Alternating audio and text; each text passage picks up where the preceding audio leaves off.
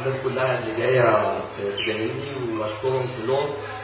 ثانيا احب اشكر بس والدي ووالدتي.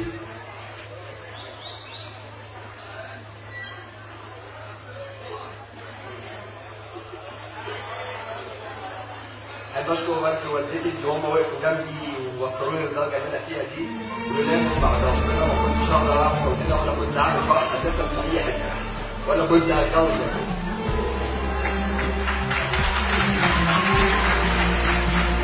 فانا الحاجه الوحيده اللي ممكن اقدمها لهم ان انا انزل ابوسك.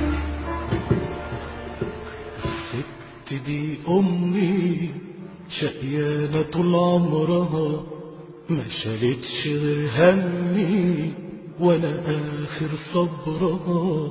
الست دي امي شقيانه طول عمرها، ما شالتش غير همي وانا اخر صبرها.